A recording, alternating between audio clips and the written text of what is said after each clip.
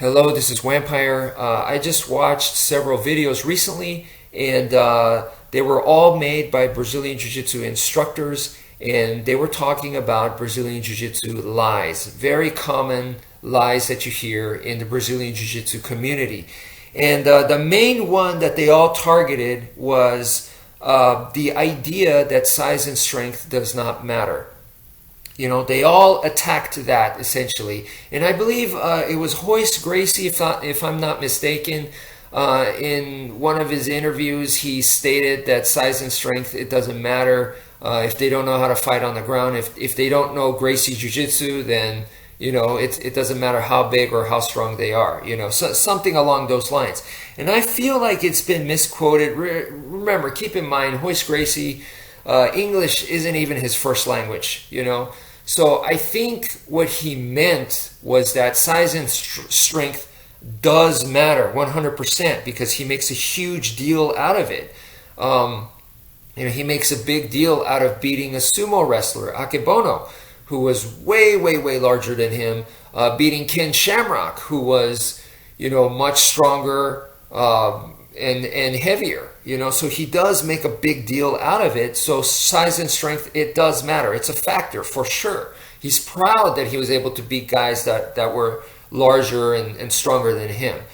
But his message is, with skill and strategy, you can overcome size and strength. So I think it's just been misinterpreted. No surprise, a lot of quotes get misinterpreted. So I believe that was his message, is that with skill and strategy, you can defeat someone that is stronger and larger. Just the same with when I was training BJJ years ago, there was a case where I went up against the guy that was, you spar a lot in class, so this was just one example, but I sparred against someone that was stronger, bigger than me, and I was able to mop the floor with a guy. Okay, so that's one of the proofs or whatever where I went, wow, with skill and strategy, you could just completely defeat someone that's a lot bigger and stronger than you.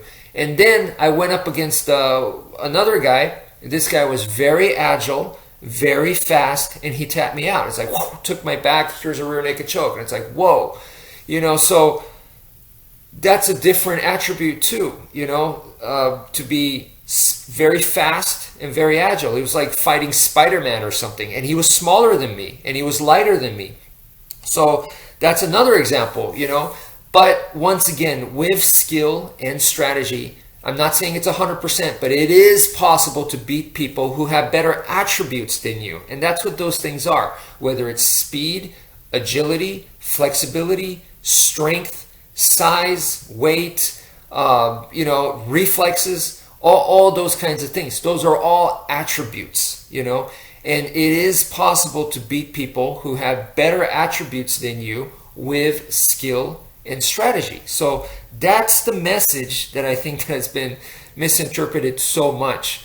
So this is not just about Brazilian Jiu-Jitsu. I feel like this applies to all martial arts, a lot of people bring up this argument too, where they say you have two people, right, and same skill level, same strategy level, same experience level, okay, but one dude is much, much bigger and much stronger, then that person is going to win, and that's their point in saying that size and strength, it does matter, that you want to be strong and whatnot.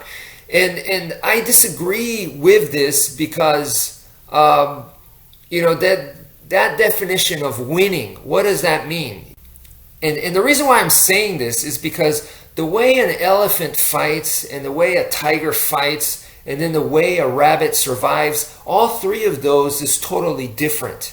Okay, so you can't say that, well, the tiger is bigger, so it's going to win a fight every time, because if the rabbit is able to get away, isn't that a victory for the rabbit? So you can't say that the tiger is a better fighter, therefore, it won. But if the rabbit gets away, then the tiger lost right there. You know what I mean? So the way you define victory is not the same. Yeah, if they went head to head, of course the tiger's going to win. But not every fight is done that way. You know what I mean? So, and same with like wolves. So if a wolf and a tiger went at it, for sure the tiger's going to win. But wolves don't fight that way. They're going to be in packs. So a pack of wolves against one tiger, now things kind of start to change a little bit. You know what I mean? So that's kind of the way that I view combat. So to say that a bigger, stronger guy who has the same skill as the guy who's smaller is going to win every time, you know, it's what do you mean by win?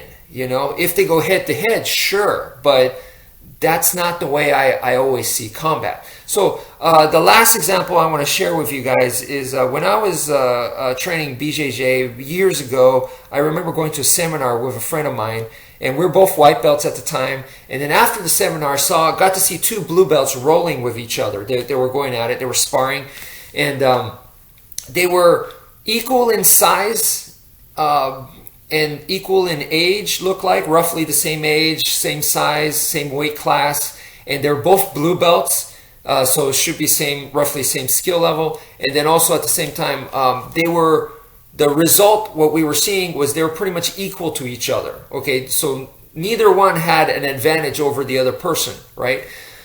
But it was very, very clear that one person was using skill.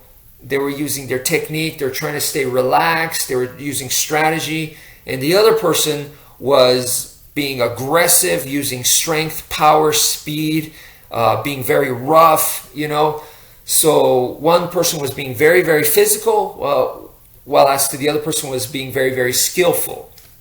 The result was the same. The outcome, it was pretty much a draw, right?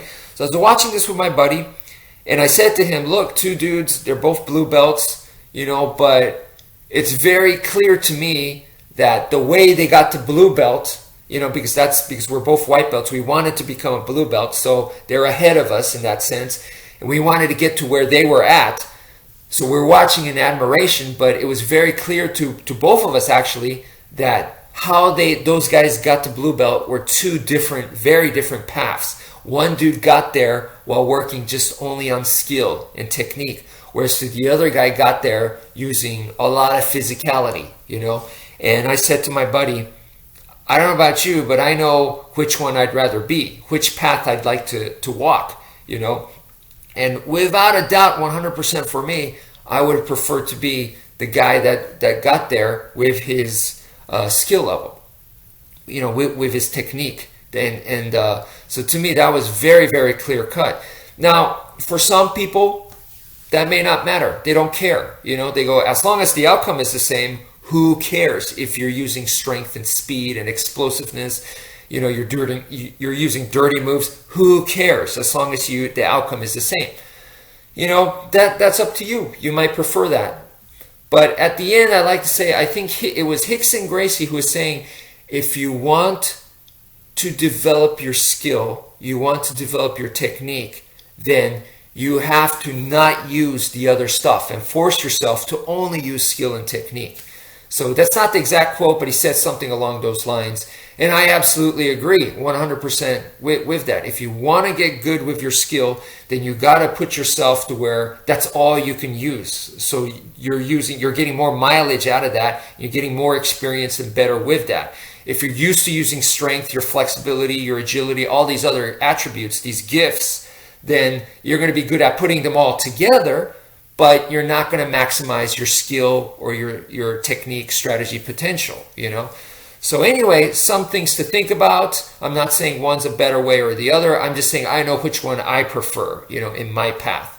I feel like if you do go the strength and the physicality route, later on in life you're going to have trouble. Or if you meet someone that's more physically better than you are, you're going to encounter some trouble in those situations, you know. But anyway, that's it for now. Thank you for listening, and take care, folks.